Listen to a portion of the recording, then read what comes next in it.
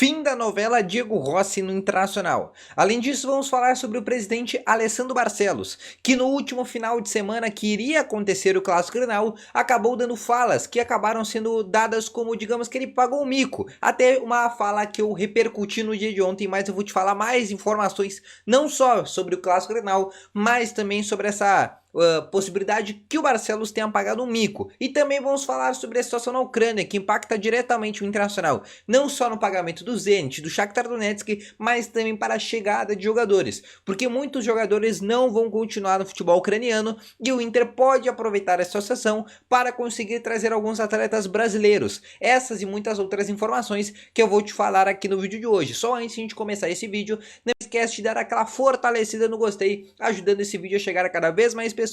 Não esquece também de te inscrever nesse canal, que é muito importante, e ativar o sininho de notificações, até porque quando eu ativo o sininho de notificações, tu sempre vai receber informações antecipadas, informações exclusivas, e sempre que tiver vídeo novo aqui no canal, o teu celular vai sempre ficar notificado, tá bom? Passado todos esses recados, vamos então abrir essas informações. Até o presente momento que eu gravo esse vídeo, ainda não tem uma data certa para o Clássico Grenal, ainda não entraram em comum acordo. Quando tu tá assistindo esse vídeo, pode ser até que já tenha uma data para o Grenal, mas até o presente momento, tanto a direção do Inter como a direção do Grêmio ainda não entraram em um consenso para definir qual vai ser a data. Mas agora o Inter muda o seu foco, porque agora no próximo dia 3, o Inter recebe o Globo lá no Rio Grande do Norte, um jogo complicadíssimo, onde se o Inter ganha do Globo, ganhará cerca de 700 mil mensais e passará para a segunda fase da Copa do Brasil, onde poderá encarar o Brasiliense, lá no Distrito Federal, mas esse jogo sim acontece no estádio Beira-Rio, também em jogo único, vale deixar muito bem claro.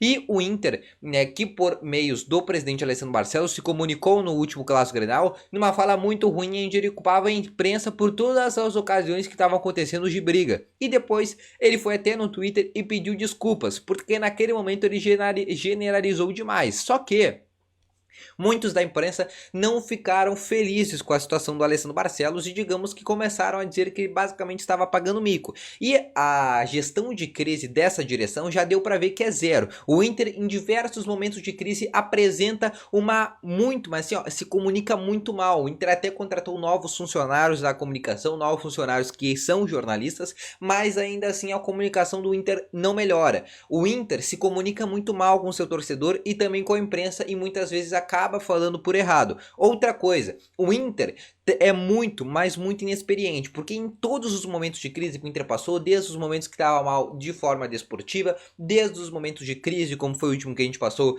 né, no quase, digamos, atentado ao Vila Sante, todos esses momentos a direção do Inter sempre vai mal e digamos que sempre acaba pagando o mico. E neste momento o presidente Romildo Bolzan Júnior foi o principal protagonista, porque basicamente ele que está decidindo que dia que vai ser o Grenal, porque o Inter quer um dia, o presidente do Grêmio recusa e aí o Inter acaba aceitando o que o presidente do Grêmio quer. Basicamente quem está mandando tudo é o presidente do Grêmio, enquanto o Inter só aceita tudo que está acontecendo.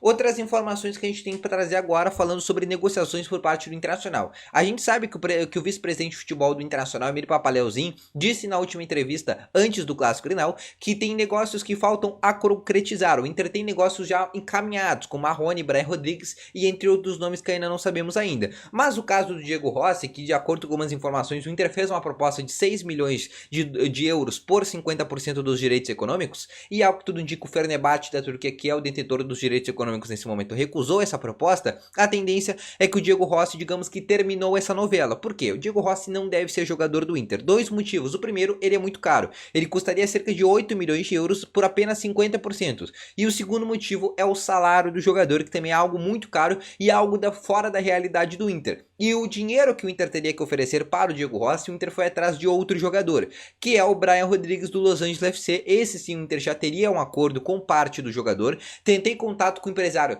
tanto do Brian Rodrigues, o Chino La Sálvia, como o seu outro agente, que é o Pablo Bittencourt. Os dois, digamos que agenciam a carreira do Brian Rodrigues. Os dois que sempre respondiam às perguntas, não só minhas, mas também de outros colegas, nesse momento apenas visualizaram as minhas mensagens e acabaram não respondendo. Então a gente está basicamente às cegas nessa negociação do Brian Rodrigues, e nesse momento a gente sabe basicamente o que o vice-presidente do Inter diz, que são negócios que faltam concretizar mostrar em que, na teoria, seriam já negócios um pouco encaminhados, tá bom?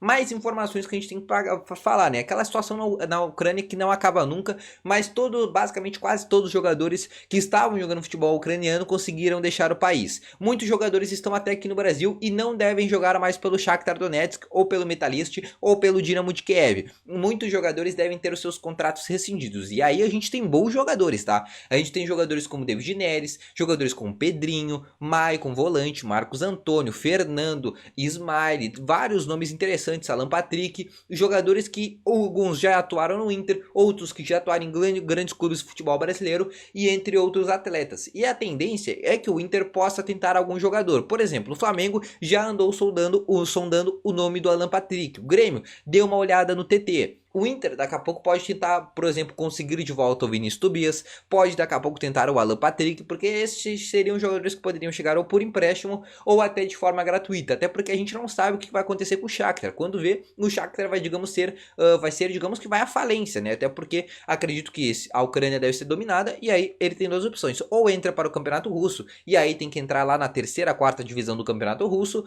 ou, né, que é pouco provável, ele continue lá na Ucrânia. Então são basicamente essas tendências que a gente tem lá do futebol ucraniano e que o Inter, digamos que pode se aproveitar, entre aspas, para conseguir alguns atletas brasileiros e até alguns outros atletas ali do futebol que não sejam brasileiros, mas que sejam argentinos, uruguaios, chilenos e outras categorias ali que jogam naquele futebol ucraniano. Dá para pegar e dá para pescar alguns jogadores muito interessantes, vários nomes que eu acabei de falar, como Alan Patrick, como Fernando, TT, Ismaili para lateral esquerda, que seria um bom nome, entre outros jogadores que eu tenho certeza que são bons jogadores ali do Shakhtar, tá bom? Então essas são as principais atualizações que eu tenho para te passar no vídeo de hoje. Deixa aquele teu gostei, te inscreve nesse canal e ativa aqui o sininho de notificações. Eu volto às 5h30 da tarde com novas informações aqui do Internacional e também às 9h30 com a nossa live aqui no nosso canal do YouTube, tá bom? Então eu vou ficando com esse vídeo por aqui, espero ter gostado. Não esquece de ir na inscrição e conferir aqui os nossos parceiros. Tu quer antecipar o teu FGTS de forma 100% gratuita? Não esquece de ir na Digital Money. A Digital Money ela pode antecipar o teu FGTS de até 12 anos